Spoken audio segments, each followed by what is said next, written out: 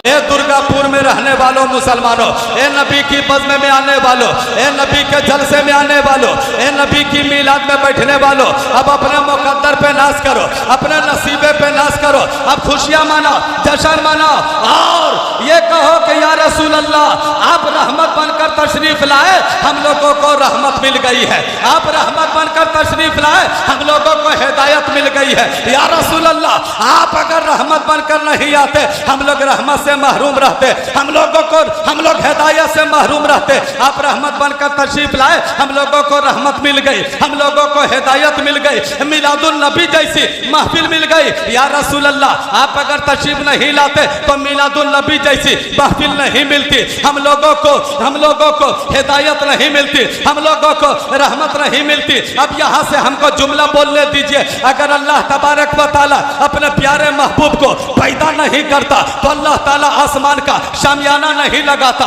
जमीन का फर्श नहीं बिछाता, इसलिए कि जो मंसूर मिलाद नबी न होता, मोहम्मद न होते तो कुछ भी न होता, मोहम्मद न होते तो कुछ भी न होता। या रसूल अल्लाह आप रहमत बनकर आए, हम लोगों को रहमत मिली मुस्तफ़ा के सदके में, हम लोगों को हिदायत मिली मुस्तफ़ा के सदके में, मिलादुल नबी जैसी महफिल मिली मुस्तफ़ा के सदके में, हम लोगों को मस्जिद मिली मुस्तफ़ा के सदके में, हम लोगों को मस्जिद के मीनार मिले मुस्तफ़ा के सदके में, हम लोगों को मस्जिद के मेहराब व मेंबर मिले मुस्तफ़ा के सदके में, हम लोगों को वज़ान मिली मुस्तफ़ा के सदके में, हम लोगों को नमाज मिली मुस्तफ़ा के सदके में, हम लोगों को सजदा मिला मुस्तफ़ा के सदके में, हम लोगों को रुकू मिला मुस्तफ़ा के सदके में। और आगे बढ़कर के सुनिए, हम लोगों को इज्जत मिली मुस्तफ़ा के सदके में, हम लोगों को शोहरत मिली मुस्तफ़ा के सदके में, हम लोगों को वक़ार मिला तो मुस्तफ़ा के सदके में। और हक तो ये है कि हम लोगों को परवरदिगार मिला तो मुस्तफ़ा के सदके में।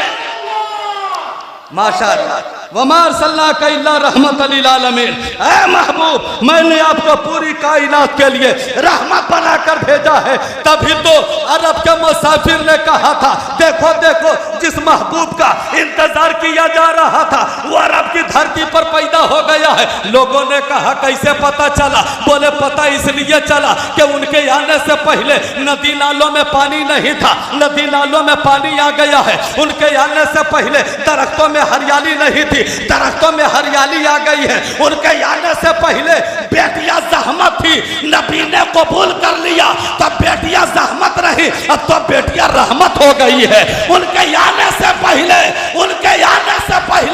आह आह की सदाएं बुलंद हो रही थी, अब नबी आ गए हैं, अब आह आह की सदाएं नहीं, अब तो वाह वाह की सदाएं बुलंद हो रही है।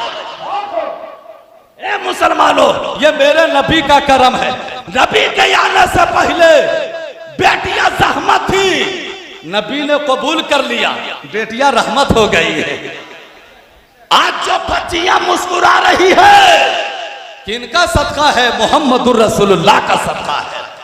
आज बेवाएं मुस्कुरा रही है, किनका सदका है? मेरे मुस्तफा जाने रहमत का सदका है। इसलिए मैं पूरी दुनिया वालों को जिम्मेदारी के साथ बोलता हूँ, ए नौजवानों, तुम सबसे पहले अपने नबी का शुक्र गुजार रहो। ए बुजुर्गों, आप भी सबसे पहले अपने नबी का शुक्र गुजार रहो। अब ए औरतों, तुम भी सबसे पहले अपने नबी का शुक्र गुजार रहो। इसलिए कि नौजवानों, तुम्हें जवानी का जो तरीका गुजारने का मिला है ये मेरे मुस्तफा ने दिया है। बुजुर्गों, आपको ये एहतराम का जो तरीका मिला है ये मेरे मुस्तफा ने दिया है। और तो अगर तू बेटी है तो नबी ने तुम्हें रहमत करार दिया है, अगर तू बीवी है तो नबी ने तुम्हें रहमत करार दिया है, अगर तू माँ बन गई है तो तेरे कदम के नीचे मेरे मुस्तफा ने जन्नत की बशारत दे दिया।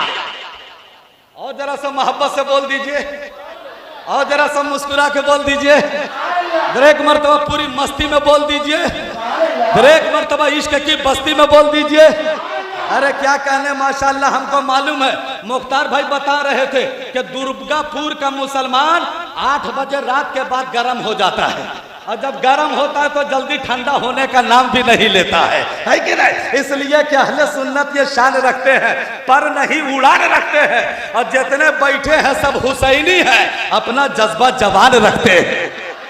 क्या कहने, माशाल्लाह। माशाअल्लाह माशाअल्लाह। अल्लाह ताला सलामत रखे, अल्लाह आप लोगों को खुश रखे। 10 मिनट और टाइम दीजिए, उसके बाद इंशाअल्लाह ताला आप जिनके इंतजार में दूरों दराज से चल कर आए हैं, हजरत दिलबर शाही आएंगे इंशाअल्लाह, भरपूर उनका कलाम आप हजरत सुनिएगा। बस 10 मिनट और सपोर्ट कीजिए। अल्लाह ने फरमाया, ए महबूब, मैंने आपको पूरी कायनात के लिए रहमत बनाकर भेजा। आज मोहतरम जनाब वसी अहमद साहब बड़े खुश नसीब है, अल्हम्दुलिल्लाह उनकी बच्ची निकाह से मुंसलिक होने जा रही है। अल्हम्दुलिल्लाह निकाह मेरे नबी की सबसे बेहतरीन सुन्नत। सरकार फरमाते हैं घर में बेटा बालिग हो जाए, लड़की जवान हो जाए, उसके निकाह की तैयारी करो, ज़िना को दूर कर दो, निकाह को आसान कर दो।